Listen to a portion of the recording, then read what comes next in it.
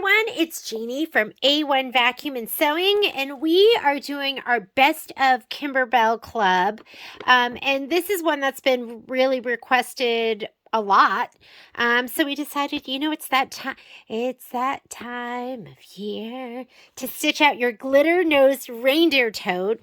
So let's go ahead and get started. If you got the kit from our store, it's going to come with a tote bag, and we have it in the gray and white buffalo check, the dark blue, and then this blue right here. It'll have all your applique material, your glitter, and then also a piece of stabilizer. This pattern calls for you to use the 6x10 hoop, which I put right over here. Let me go and grab it. So we're going to be using the 6x10 hoop. You need a marking tool, a quilt ruler, some colors of thread. We are going to be sewing it all together. So I have my walking foot here. I have all my scissors and tape, and then I have my spray. Jingle all the way. Did you like that? Bet you didn't know I was an expert in playing good and old spray bottles. We have our iron, and let's go ahead and get started. So first thing we're going to do, first thing it asks you to do is ask you to rip or just pull away the plastic from the red glitter. I'm sure I have red glitter in my kit. So I'm going to go ahead and heat up my iron first because we're going to fold that tote. So let me go ahead. While my iron's heating up, I'm going to hoop up my 6x10 hoop. And in your kit, you have a piece of tearaway. So it says hoop tote with stabilizer aligning fold lines with the center mark. If you want, you could go ahead and tape this down to your stabilizer. This is like 2019. Kimberbell's come a long way since they first started doing designs, and they just keep getting better and better. More explanation, easier to read, more of everything. So I'm going to go ahead and get rid of that. Here's my stabilizer. And since we have to hoop our bag with our stabilizer, I am going to just put that all to the side. Let me move this out of the way, my hoopy hoop. And we are going to have to do some measurements. But first thing it wants you to do is fold your tote in half lengthwise, right side together, aligning the handles. So lengthwise. And I think, oh yeah, no, there is no tag. So I'm going to go ahead and fold it in half. Let me give myself a little more room here. Usable space. That's what we want. It's that time of year. I love that song. I find myself singing that song even when it's not that time of year. Oh, and they want right side to right side. Right side to right side. And it wants you to press well. You know, a lot of times I find when I'm doing stuff like this, you can just give it a finger press. What I want to check is check your handles and make sure those are aligned, because sometimes they're not. So if we want, we could just go ahead and finger press this. Then we won't have a big crease. And, I am an aggressive finger presser. Did you see that? Do you hear that? That's some aggressive finger pressing that's going on right there. After you do that, it wants you to measure down, and should I fold it? I'm going to put it this way so it looks just like the picture. So raw edges over here have already been serged. So I did my aggressive finger pressing. Maybe we better iron it because, look, you can't even tell. Okay. Press a crease. There we go.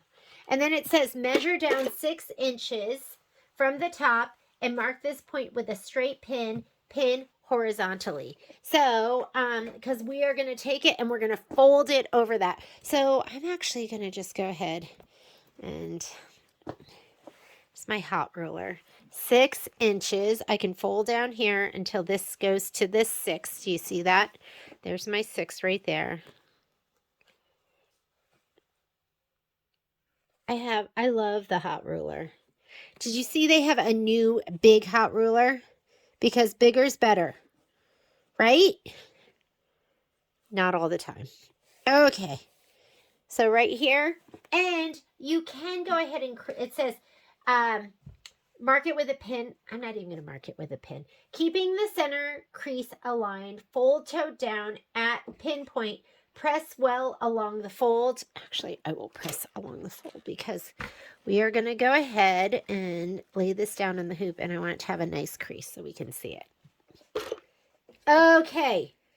Hoop tote with stabilizer, aligning fold lines with the center mark on the hoop. Tote will be hooped horizontally. Okay, we are going to go ahead and let's just open that up. Can you see your creases? We can see them. They look great. I'm going to get my stabilizer.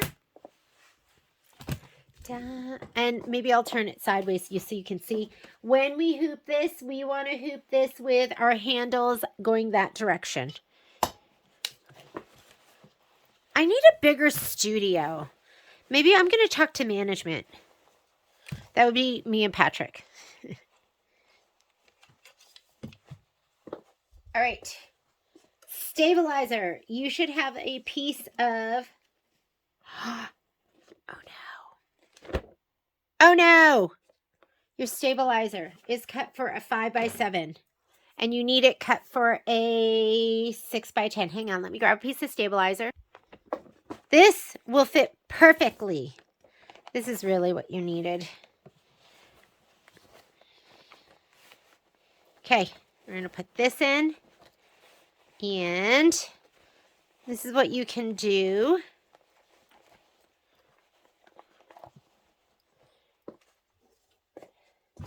You have marks on your hoop right here and right here.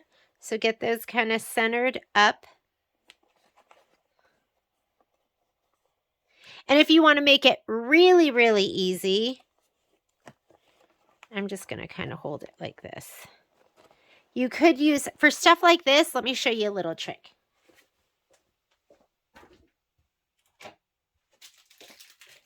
When we're doing classes and we do edge to edge, we use this. This is Nancy Zeman double-sided basting tape. And I'll just put a piece on the top and the bottom. I'll put this on the, oh look, I have a piece here from before. I must have been demoing that. But it still has this on it, so the paper, so I never took the paper off. Hang on. So I kind of press it down with a nail and then peel back the paper, and then you're left with that shiny, sticky stuff right there. And we'll do this one too.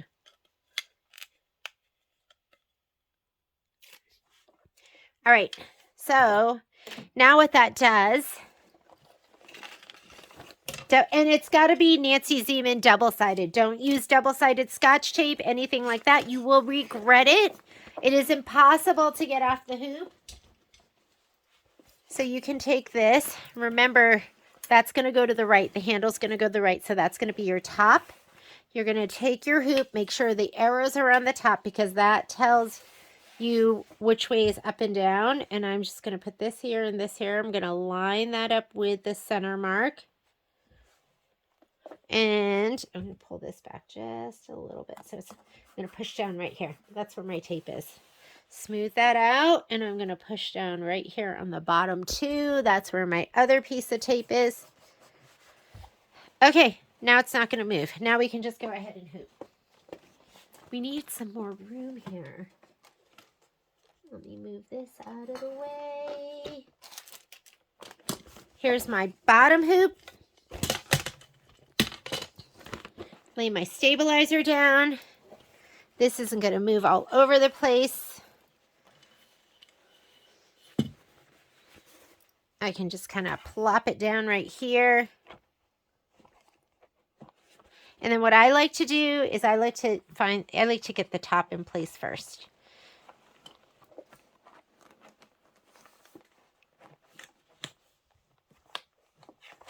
It's a little tight. Let me loosen that up. Okay, but that's all kind of centered, and I'm just going to pull in this way. I'm not pulling on my stabilizer because it is tearaway and it will probably rip. Pull in, not up. inward. There we go. You're going to pull inward and it's perfect. How's that? Not too bad, right? All right, and that is going to make it easy. I'm going to hand tighten, and then you can grab your hoop screwdriver and tighten it just a little bit more. But that always makes it really easy. So we actually use that double-sided basting tape when we do our edge-to-edge class. So I'm going to go ahead and put this back, and then I can find it and have it for my next class. I'm going to add that to the supply list. That just makes everything so easy. Anytime you're trying to hoop like that and get it centered, and there's the possibility your hoop is going to scoot and move around, that is when you are going to use your double-sided Nancy Zeman basting tape, and this is the best stuff. So I did the edge-to-edge class with Christine Connor, who is the one that wrote the book, and that was her recommendation, and it made all the difference in the world. All right, next, we are hooped. Hoop, hoop, hoop. We are going to go take this over to the machine, and first thing it's going to do is stitch the J placement line. See here, it doesn't give you any recommendations, doesn't tell you what color thread to use. This is pre all of those steps, so it's really nice that we have all of that now. There's my sticker about changing my foot height back. And let me see if I can get this to work. There we go. Okay, here we go. All right, embroidery, pocket, USB, and I am looking for glitter nose reindeer. There's two different sizes. You have the medium and the small. We are doing the medium. Let's go ahead and set that. You can see the size right here. I have mine set for the 5x7, so it's obviously not going to fit into this 5x7. So I'm going to go ahead and hit my notebook paper, and I am going to go ahead and select 6x10, and it says 6 1/4 by 10 1/4. We're going to say okay. Now you see you have plenty of room for that. We're going to say embroidery, and let's slide that on. If you hooped it the opposite direction, meaning your handles are to the left instead of the right, that's okay. You can just take your design. So you want it right side up, right? So when you carry your handle, you want to be able to see joy, and it should be red where this is the top.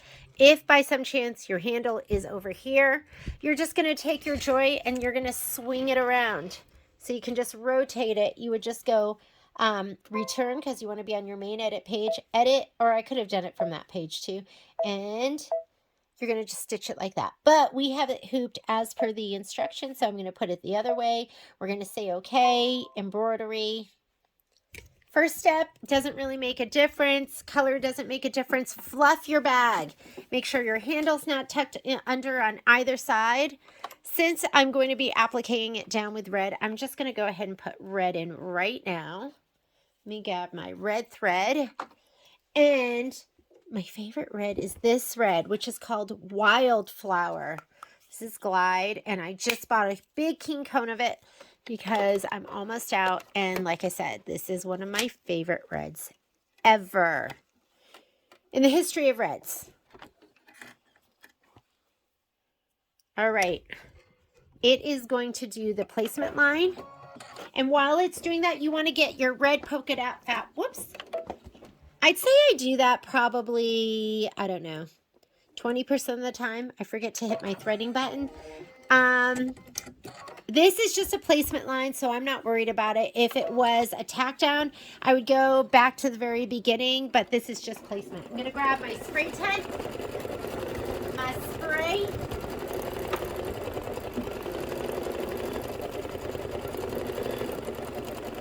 Here is my fabric.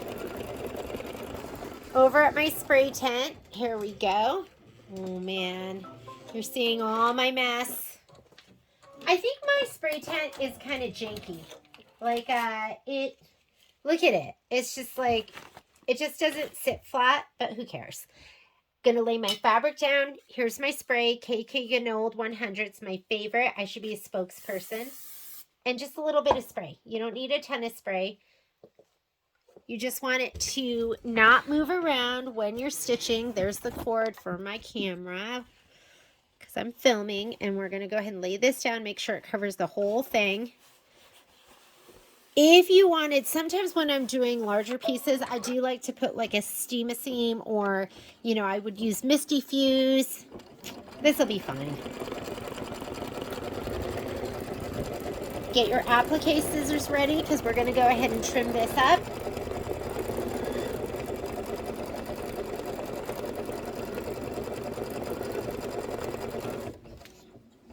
And I'm going to use my titanium snips. What I like about these is that you just pinch. So I find that I can use them with my left and my right hand pretty easily. I feel like I've been dulling them because I've been asking a lot of them, like going through too much fabric. So I probably grab like a new pair. I mean, I don't grab a new pair very often, but I'm feeling like I should just treat myself and get a new pair every year and have nice, sharp snips all the time. I don't know if Patrick could, so it has to open at least 60 degrees. So these aren't ones that he couldn't sharpen these. He wouldn't be able to get them open enough. But it's still pretty good, right? I'm the type that like uses a rotary blade too long, where you have like a dead spot on it, and then you finally change it out and you go, oh my goodness, what was I doing? Using stupid dull rotary cutter with a dead spot on it. So you had to go over everything twice. So I'm trying to do that less. All right, let's go ahead and slide it on. Now it wants you to do the red swirly fabric for the Y. Again, I'm just going to leave the red. I'm going to grab my red swirly fabric right here, and I'm going to give it a shot of spray.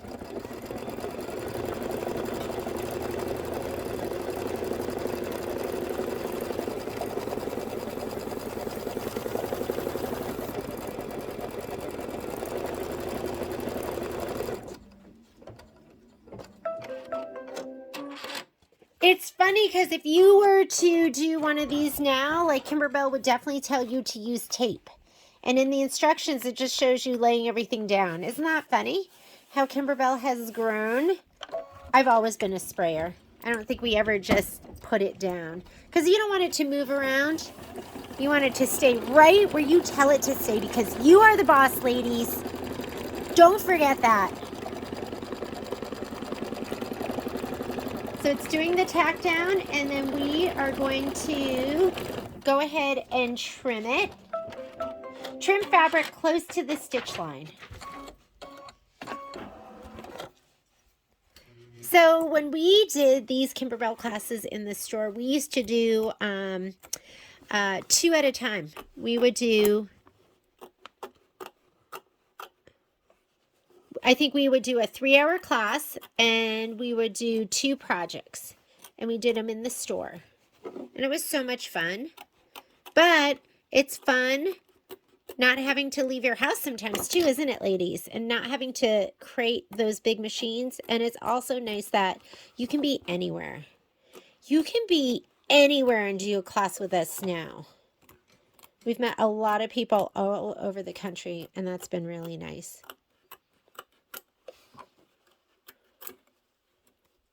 I had somebody the other day get something from us, and she was from Vernon, Connecticut. And I was so excited because that's kind of my hood. I used to drive by, there's a Vernon ice skating rink. Okay, next thing, we are going to stitch the head placement line. Color doesn't make a difference, but because we're going to be stitching that, I'm going to change to that color right now. And the perfect color is this one. It's called Cork, and it matches. It's that like gingerbread brown. So she's from Vernon, Connecticut. There's also a gal who does some events with us, and she is from Brooklyn, Connecticut. Again, that's close to where I grew up. So it's always so exciting to see somebody from back home. But, you know, pre-pandemic, I would have never have met them, because we only did in-store classes. And, okay, I'm going to go ahead and hit start. here is your fabric for the Reindeer O. I'm going to give it a shot of spray.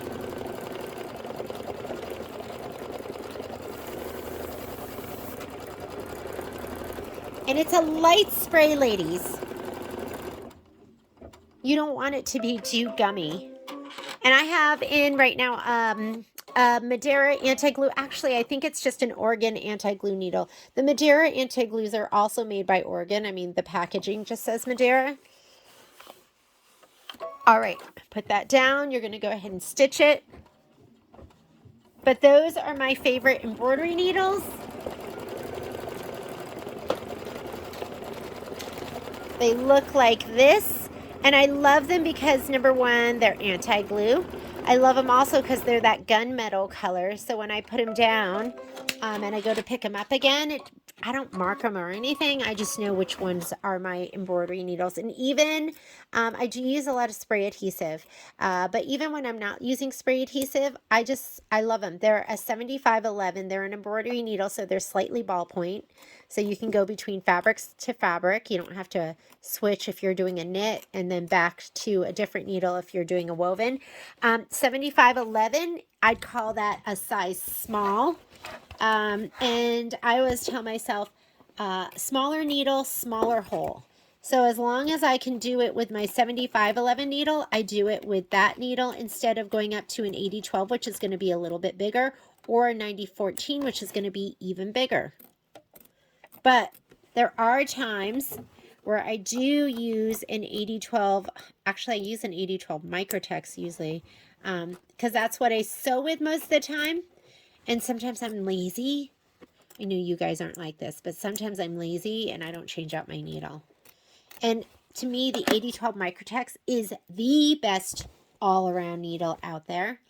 I don't know why that came undone. Let's go ahead and thread it. So you wanted to have trimmed close to the stitch. It's going to do later on when it does the decorative stitch around here, it's not a satin stitch. So you want to be close. If you're far away from that stitch, you're going to have some of the fabric peeking up and you don't want that. Okay, that was, what step was that? That was step 17. 17, we just went ahead and did this step right here. 18, stitch the nose placement line. I'm just going to leave that same color in there. And look at that. I'm not even hooked up, and I'm not even slid back. So let me slide it back. I love that the machine is smarter than me. And we are going to do the placement for the nose, and it's going to be the red glitter. I have so much red glitter. So I'm going to use a piece from my stash. Like this. Look at that. That's perfect.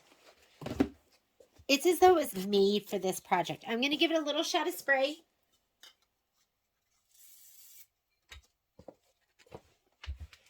And I always look before I lay it down to see if it's going to be trimmed close to the stitch or as desired.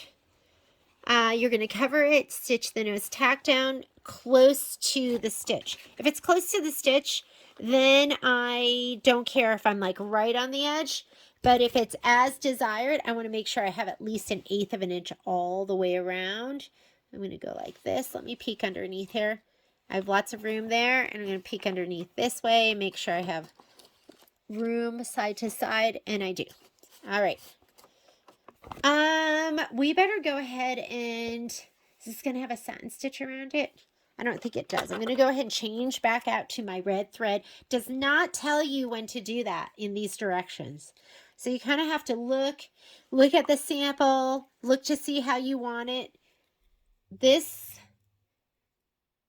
this have a satin stitch around it? Not even sure. So I'm going to go ahead, better safe than sorry, and I'm just going to put my red in right now. It's that time of year. I just love that song. I don't know. They just don't write them like they used to. Okay, while it's doing that, heat up your iron.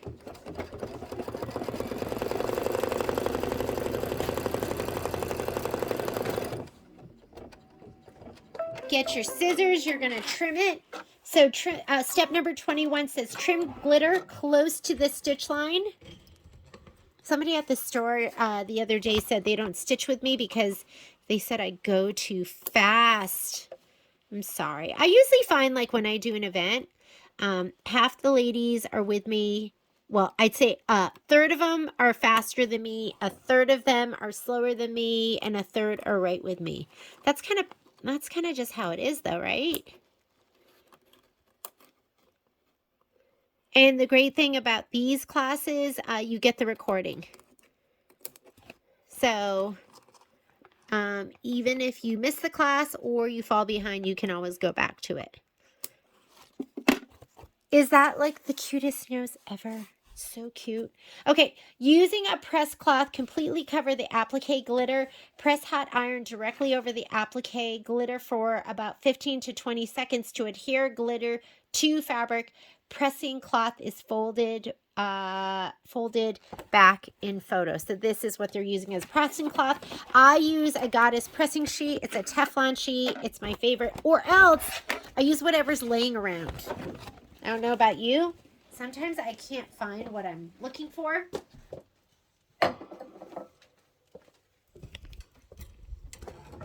Here we go. Here's my Teflon pressing sheet. I want to be the person that always puts their stuff back where it belongs. Unfortunately, my brain doesn't work like that. So usually it's like somewhere where it makes absolutely no sense. Okay, that's enough. He's nice and hot.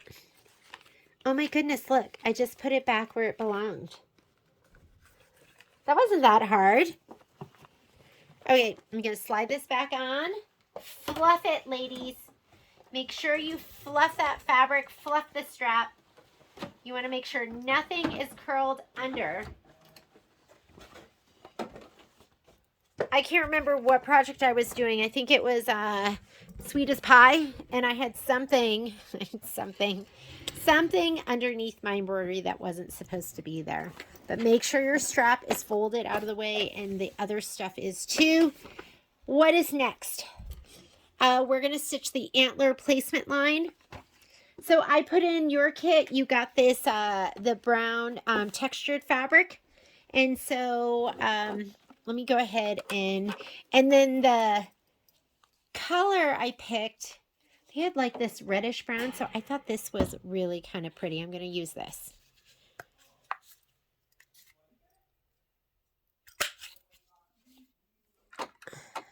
Switch it out right now.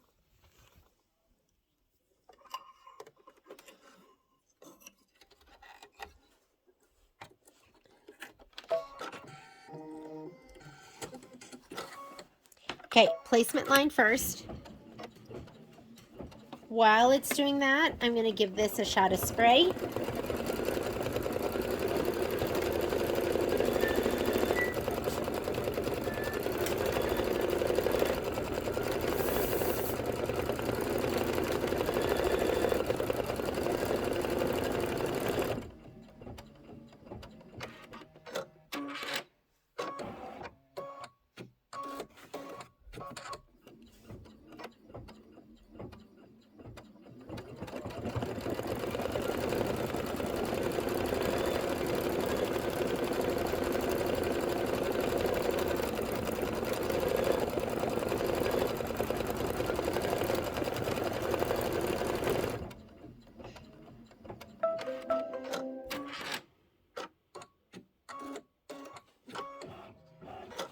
All right, let's lay this down.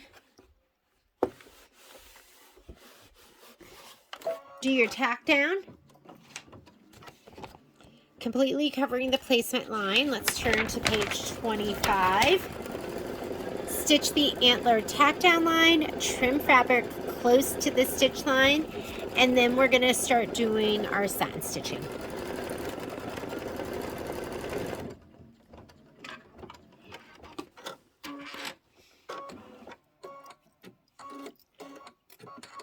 I'm impatient. Why not trim, right? Okay, we won't do it while it's stitching. Okay, I'm going to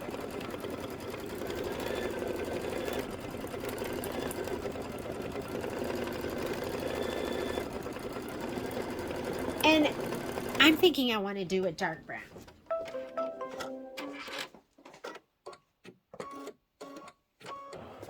I think that is really, really pretty. So I'm going to do that instead. You know, you can change your mind on the fly. Don't feel like you have to stay committed.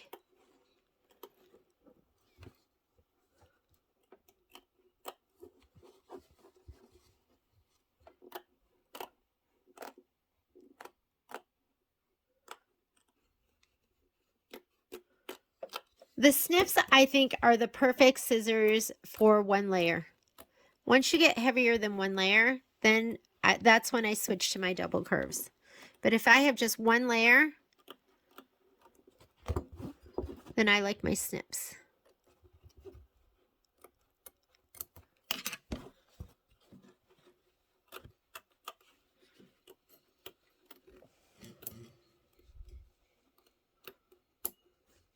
I'm going to put this over this direction so it's not in my way when I'm cutting.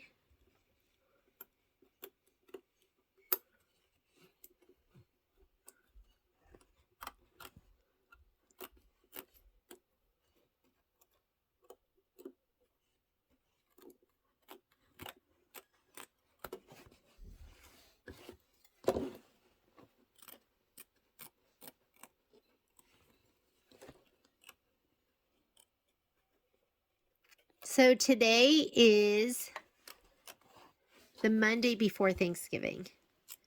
I'm excited because I love Thanksgiving.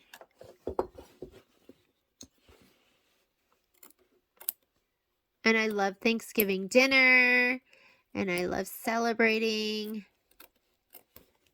and being with friends, and being thankful. We have a lot to be thankful for, Patrick and I.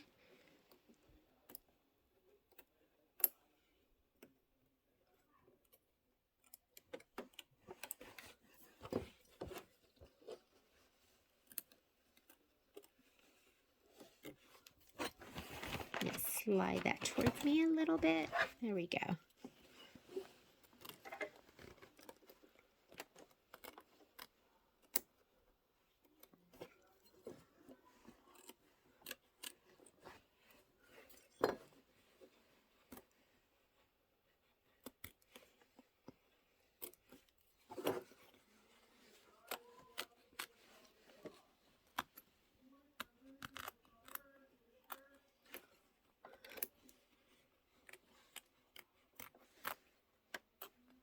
And there we go. How adorable are those? I'm going to slide that back on. And now first thing it wants to do is it wants to do the outline on the J. So we are going to put the red back in, and it's going to do the red satin stitch. And it looks like they actually did two different reds. They did kind of a deeper red for the T. I'll look through my stuff and see if I'm feeling it, if I'm like, so there's more of this like, kind of just red, and then it's a little deeper. So I'm going to go ahead and hit start. Let me go look through my stuff and see if I see a red that really gets me.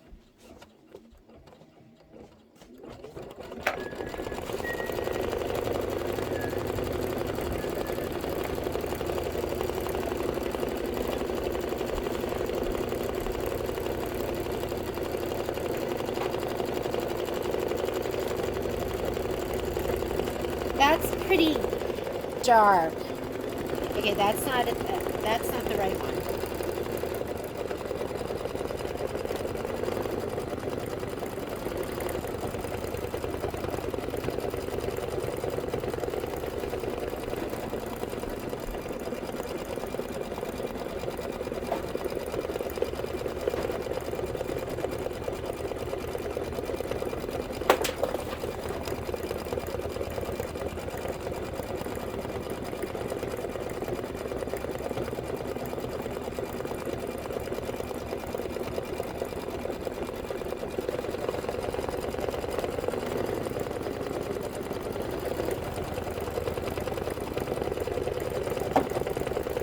Okay, this one, I mean, is there really that much of a difference? I don't know. I'm not convinced. Let me look. Oh, this one? Do you think that's too burgundy? All right, that's on the table, but we're gonna keep looking.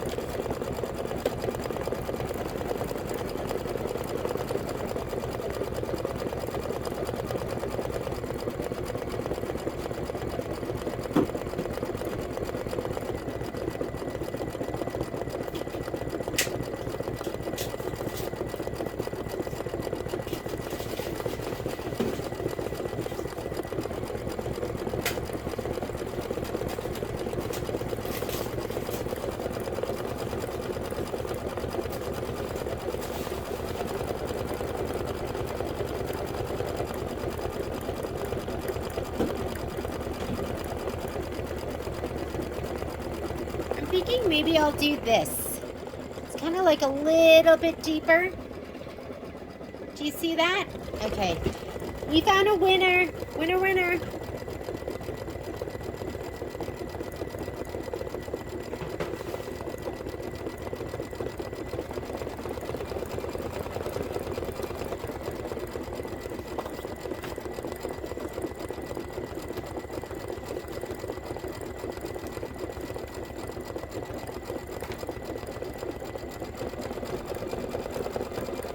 After we do that, then we are going to do the decorative, the jade decorative top stitch, which I'm just going to do in white. It's just going to pop, and it's going to look amazing. And it's just kind of like a running stitch that goes down the middle of the satin stitch.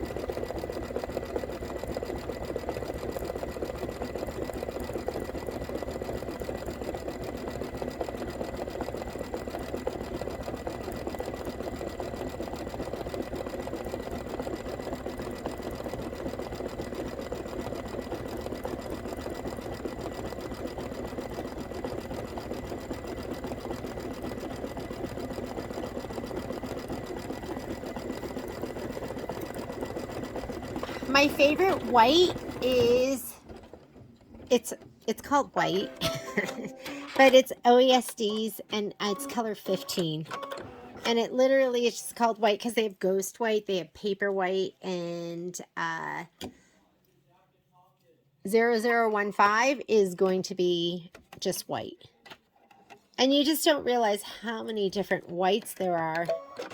I guess the first time I really thought about and realized how many whites there were was when I was painting the inside of our house white.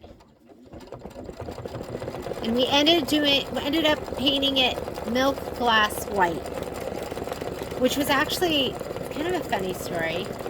It was an accident. I had painted milk glass on the wall and I said, that's too white. I don't like it. We're going to do this other white.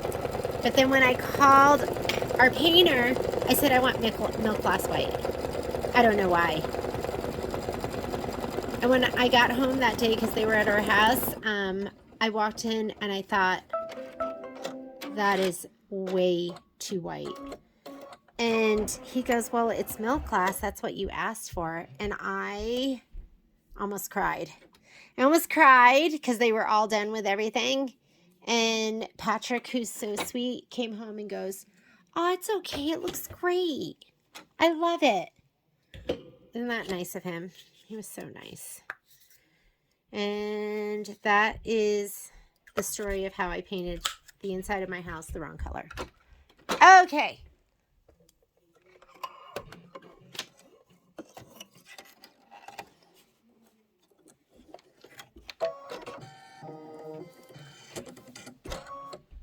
All right, we're going to do the Y. And you could do the same red if you want. I'm like, oh, why don't we try something different?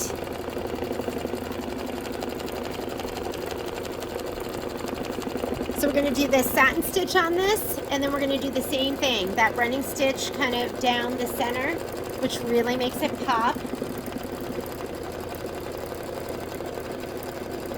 It's 25 minutes of stitching.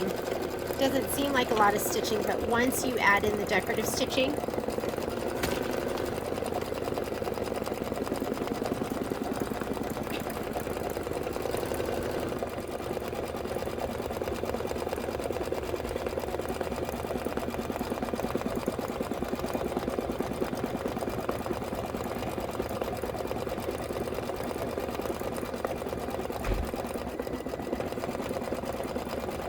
this is step number 29.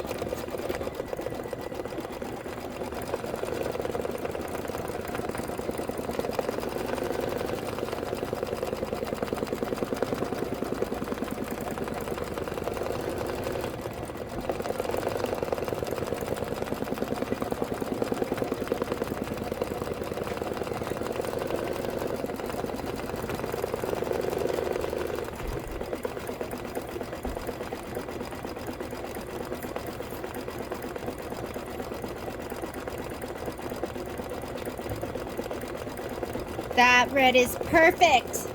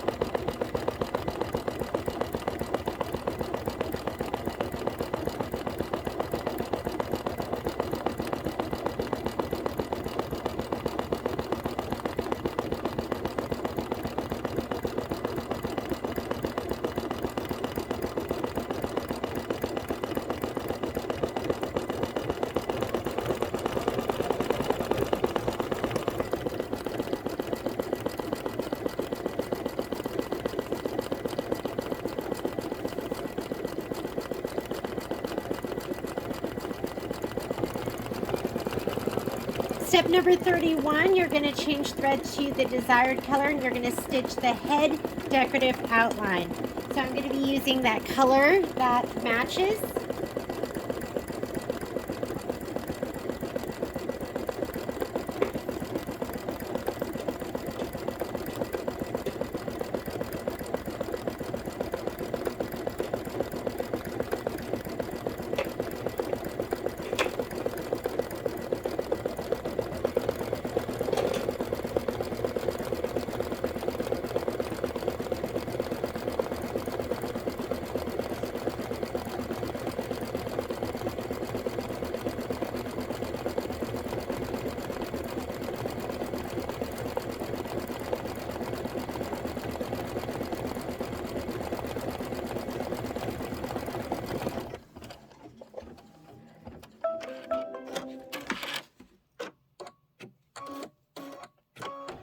Okay, I'm going to take out that red, and before we do the head outline, we have to do the white. Sorry.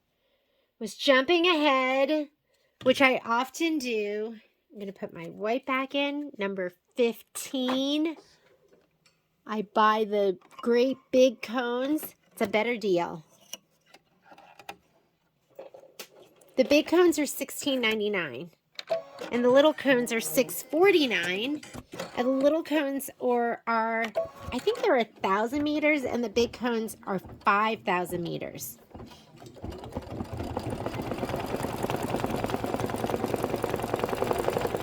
Doesn't that just make it pop?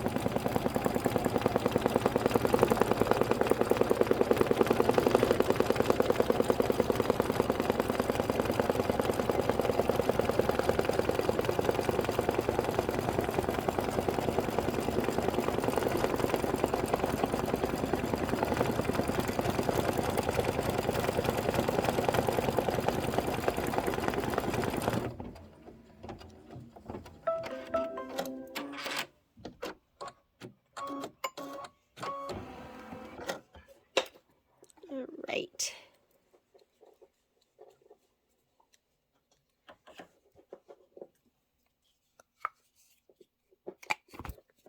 I'm going to put this color in next. It's Cork by Glide. So if you've bought any of the Kimberbell thread sets that go with the projects,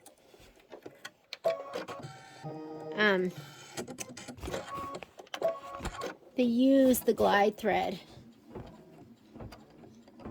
And now this is going to go around the head, and you're going to see it's a decorative stitch. It is not a satin stitch.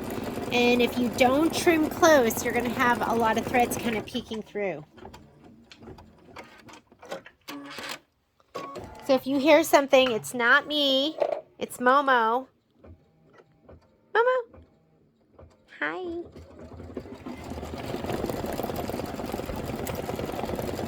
He just keeps me company.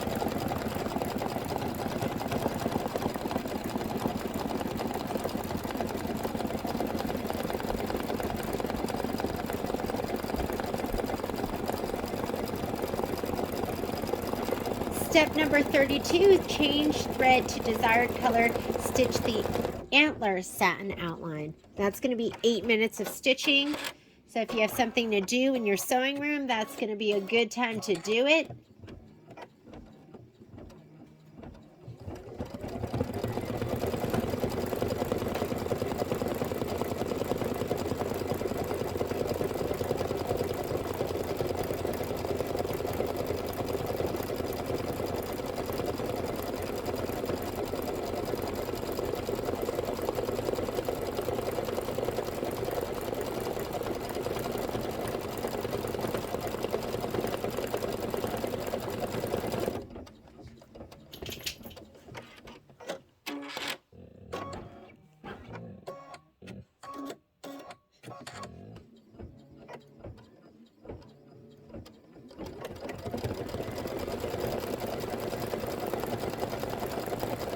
And I decided to go with this, well, I can't decide. Let's look.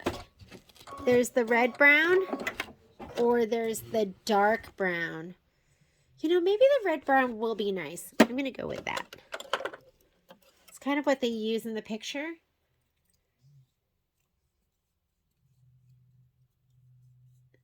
Satin nose, and then the eye detail. Yeah, let's go for the red brown. Give us a little bit of contrast. Might be a little bit more exciting. I'm having trouble getting this project done because Momo is laying on his back and he's looking at me like, hello, I'm waiting for a belly rub. And I cannot say no to this dog because he's so cute.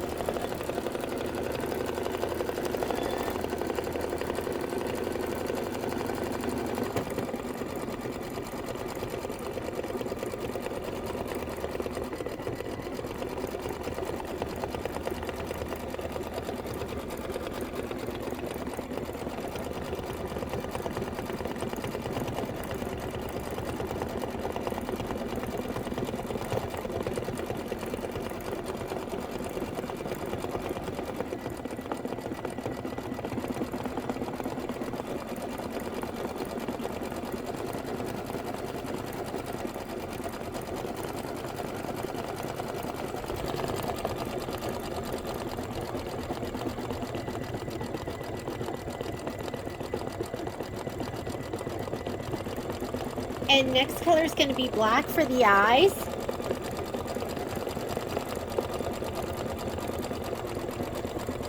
Well, actually, no. Red for the nose and then black for the eyes.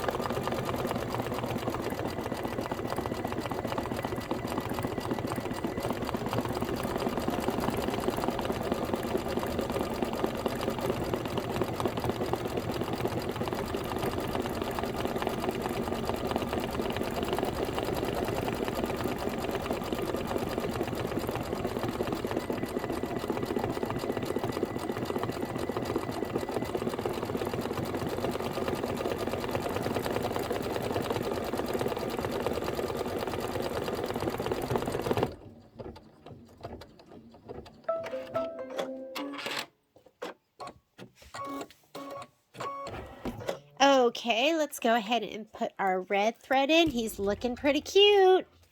He's looking cute.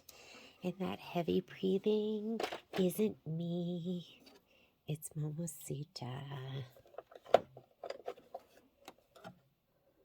All right.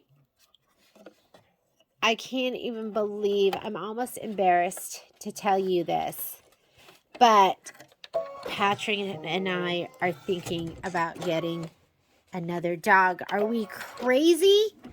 But Momo I really think he needs a friend. Yes, yes. He wants me to be his playmate and just play with him all day, every day. But I can't because I have to do Kimberbell. So we're going to do the satin stitch around his nose, 2 minutes, and then we're going to do his eyes.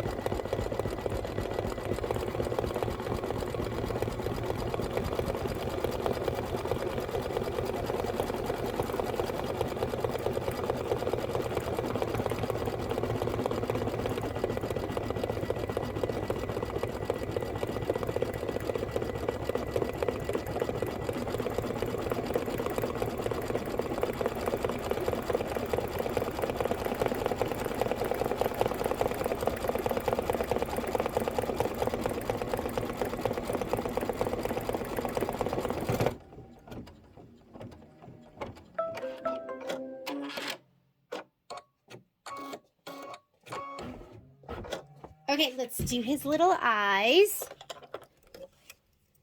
And then we're going to be ready to stitch her up.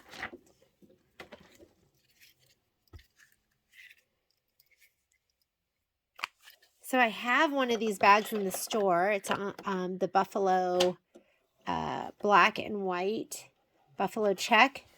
I was so disappointed that they discontinued those.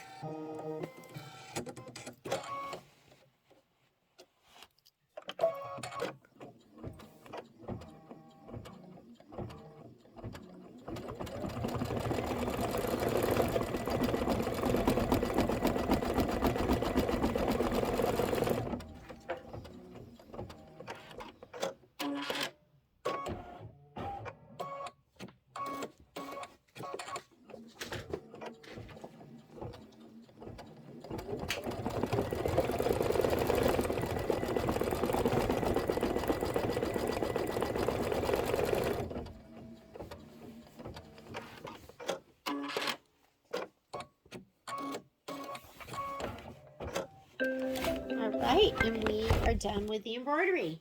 Let's go on over here to my work area. Okay, we're going to go ahead and remove this from the hoop. That tape is really so great, and this is how easy it is to take it off. You just pull it back.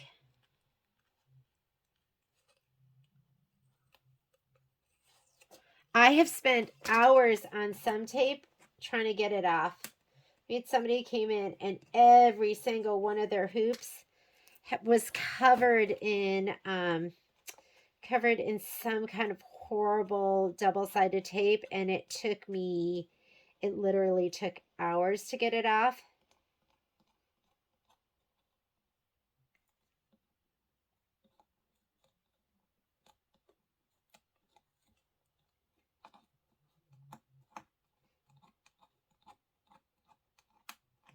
This one's being a little, this I think has been on there for a long time.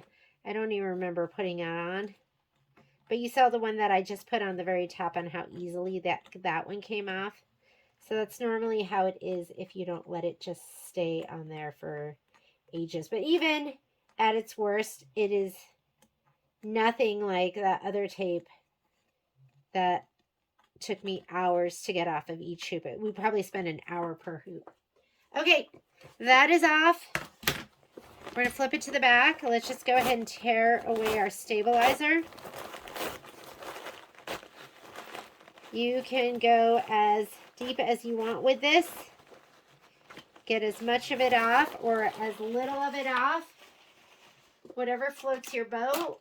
I like to usually take like a dull pair of scissors and kind of... And this is a good time for a pair of tweezers too.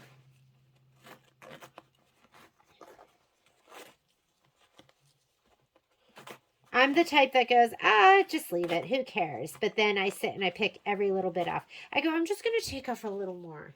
And then next thing you know, I'm like, I'm getting every little last bit off. If you look at, sometimes if you go and buy clothing with embroidery and turn it over, you can see they leave everything. They'll just have like big chunks of it left on there.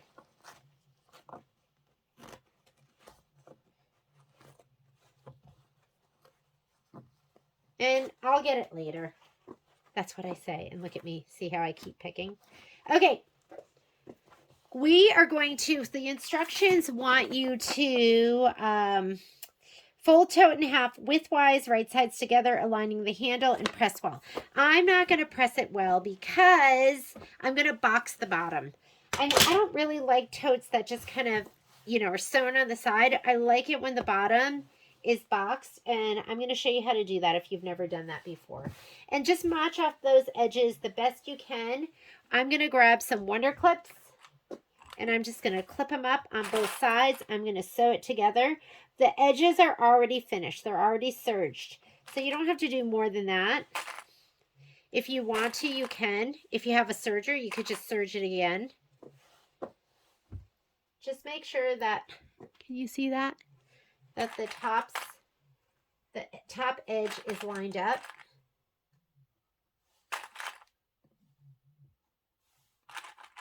It'd be nice if you picked a matching thread color. So I have all these blues in here.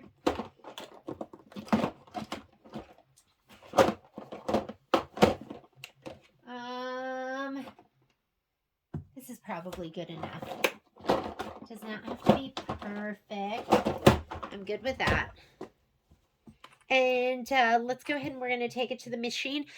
Directions ask you to sew it with a 1/2 inch seam allowance.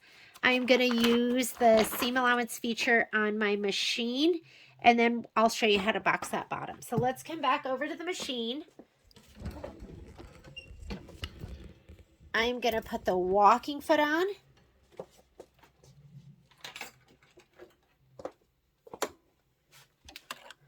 Just so I have a little extra room over here, let's go ahead and actually convert it over to sewing. I'm going to go home. Sewing. Embroidery arm is going to move. That moves everything over to the left.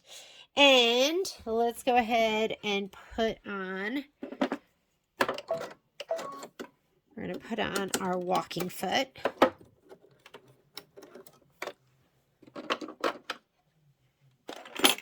I was at a school function, and one of the gals was giving a speech, and literally every other word was And I thought to myself, oh no, how many times do I say when I am doing a video? So I'm kind of paying attention to it right now. I hope it's not too much, because it was distracting. Okay, we're doing 1/2 inch. So I'm going to get rid of this because this is a 1/4 inch flange. It has a 1/4 inch flange on it. I'm just going to put the regular one on. And I'm sure I have a bobbin that will semi-match. This is when I go, what's this? This is messy, huh? Do I have something else over here? This one would probably be the best one right here. I'm going to use that. Don't need a ton of thread. I try to live within those two bobbin holders. And what I need to do is when I do an embroidery project and the color doesn't make a difference, I need to start going over there and just using one of the bobbins that's already wound, right? So I can just get rid of it because it does look a little out of control, if you know what I mean. Okay, I'm going to put this in the top. It's just so pretty. What a pretty blue. Blue is, I've got to say, I think blue is my favorite color.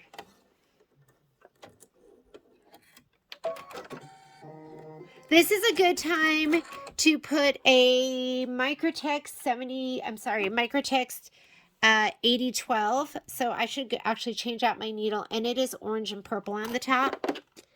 They're my favorite for pretty much everything other than embroidery. I feel like they're the perfect all-round needle.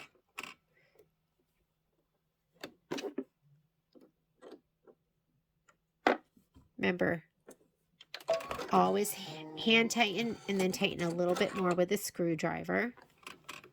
Okay, let's go ahead and turn on our seam allowance. And if you've never done this before and you have a Luminaire and Solaris, this is the perfect time to do that. The other thing I have is I do have a seam guide, and I'll find that and I'll show you how to do it that way too. So hang on just a second to find that. Okay, so I have a couple of things that you could use to get your 1/2 inch. I have this, and I have a magnetic seam guide, which I can't seem to find. I had paused the video, and I literally looked for it for probably about 10 minutes, and it is nowhere to be found. But you're going to see that you have on this, you have 1/4 inch, 3/8, 1/2 inch. So if I were to just take this like that and roll my needle into the 1/2 inch hole, which I'm having trouble doing because the feed dogs. And then I could take my magnetic seam guide and I could put it somewhere here on the plate. Like, let's say that was my magnetic seam guide. And then you move this and you have the guide that you can run your fabric next to. So that's an option. Another option is there are different tapes. So there's this seam tape and it has that 1/4 inch mark, but you could run your, where your needle is right here, and that would give you a 1/2 inch. So that would give you like a visual that you could look at. So if I were to put this right here, and I can kind of see underneath, and or you know, you might have to measure somehow, and I could line it all the way up with this mark. Whoops, kind of off right there. Okay, can lay it down on that 0 all the way up to that mark right there. And then that could be your guide for your 1/2 inch when you put your foot in, right? So you have something that you could visually see. You can do anything with this tape that you want to do with it. And then, you know, you could run that piece really long if you wanted. And then finally, if you have a Luminaire and Solaris, why don't you, and if you have a Destiny or a Dream Machine, you could set up your, to a left sewing position. I don't think you'd be able to go all the way over 1/2 inch. But on the Luminaire and Solaris, let's talk about that because that's what I'm on right now. I'm on a center straight stitch. I can go up here to where you have your guideline markers. Let me go to that. And if you look at, I'm going to take this and get this out of the way. I'll put something white under here just so you can see. There's my seam allowance. And I like to do them both in red just because I feel like that's what you can see the best.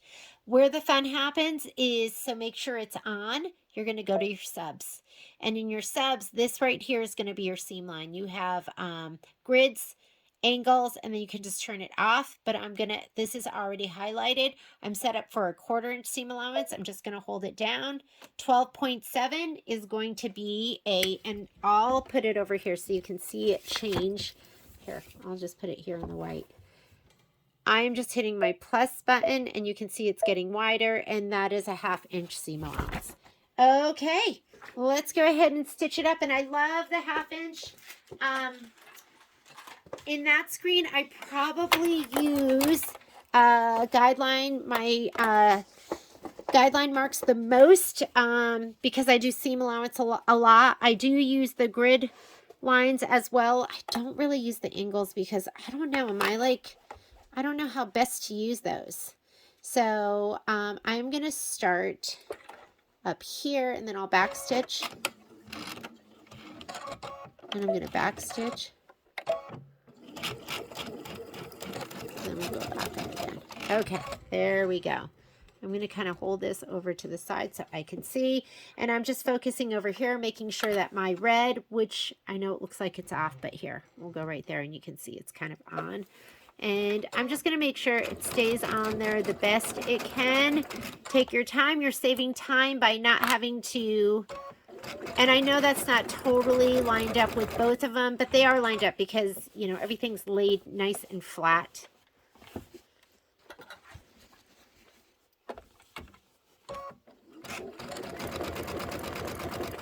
And I just want to see that red right on the very edge.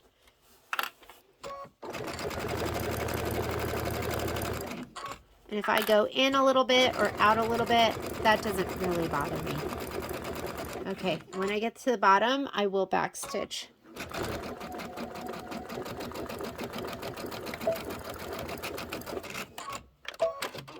Let's go ahead and do the other side. I'm going to start again at the very top. And I'm just making sure at least one of those sides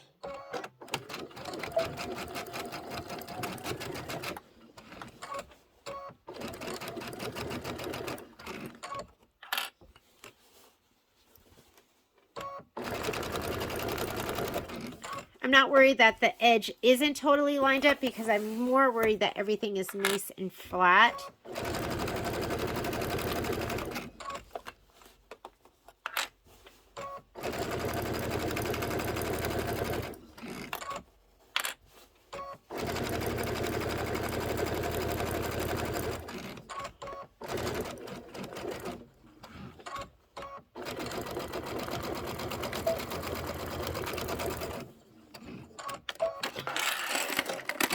Perfect. Okay.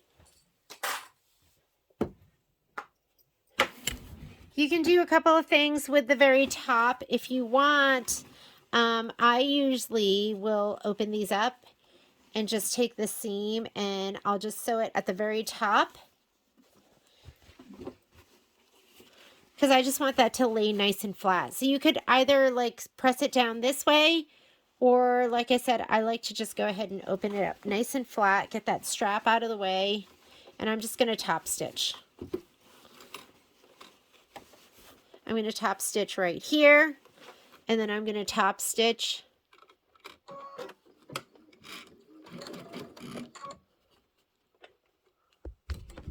how about that? This isn't in the instructions, but I just want it to lay nice and flat. And then I'm going to do it down here at the bottom too. And you know what? Maybe I should do that from... Look how... I mean, this has nothing to do with you or me, but I mean, this is definitely much smaller than this. So I'm just going to do my best. But I just want it to kind of lay flat and open. And I'm hoping nobody is really going to be looking at this. So these bags are totally not perfect, but I just like it so it is laying kind of flat.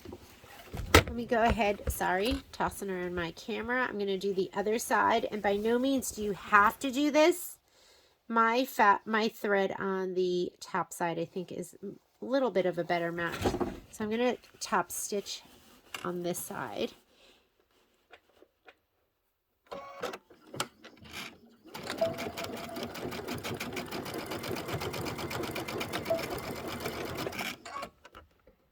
How about you see that? You want to see that? Sometimes I am not a good camera attender. This is a much better match.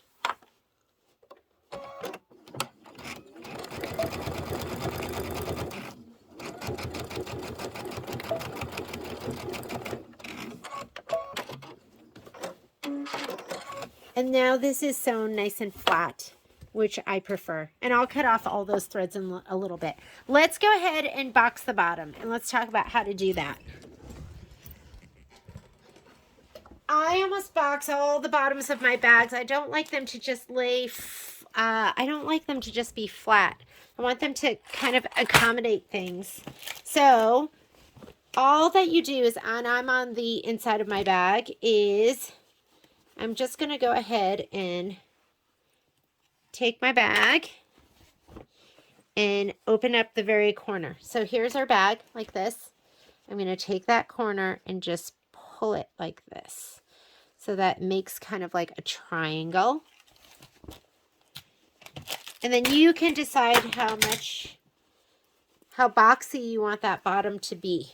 So I'm going to open it up. There's the very point. And I usually will measure.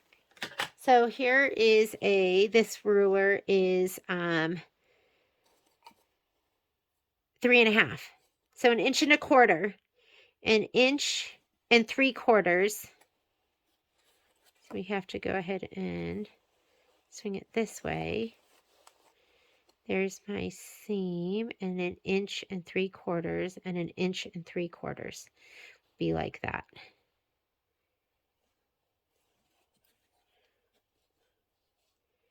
And that is 1.5 inches plus 1/4 and 1 3/4 inches this way. And I'm lined up with that center seam. I'm just going to draw a line. What color should we do? This is on the inside, so we're just going to sew that across. And I just chose this because that's good enough for me. I'm going to take that to the machine. I'm just going to sew right across, and then you can cut that. Then we'll do the other side. And if you really want to make it look amazing,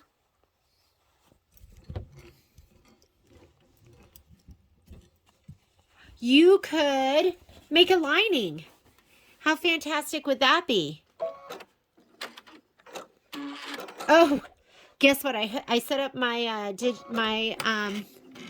my multifunction foot control, and I set it up to have the little pedal cut, and every once in a while I press that foot control instead. I'm going to back stitch.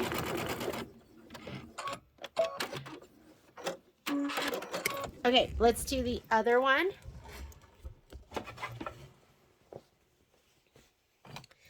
So we did one corner. Now I'm going to go ahead and grab the other corner.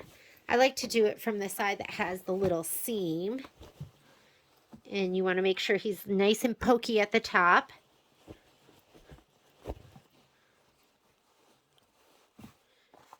Here is my center. It should be at 1/4 inch.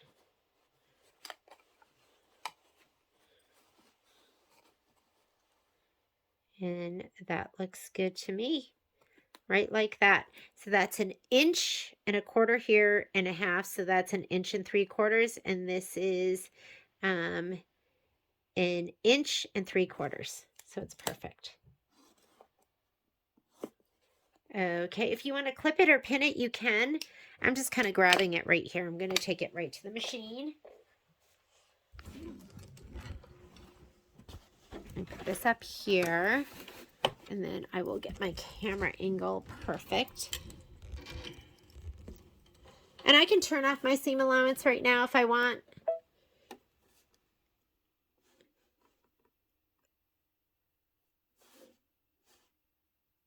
There we go. So now I'm just going to go right there. I was like, did I turn it off? Whoops. I'm off.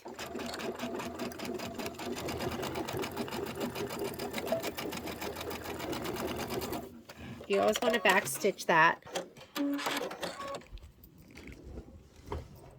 And it's nice to do that on the serger because then you'd have a serged finished edge.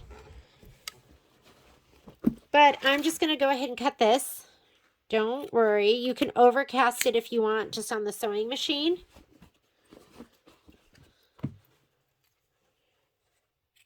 Or take it to the serger later. Mine's actually set up for a 4 thread. And then turn it right side out. And you have a gorgeous boxed bottom.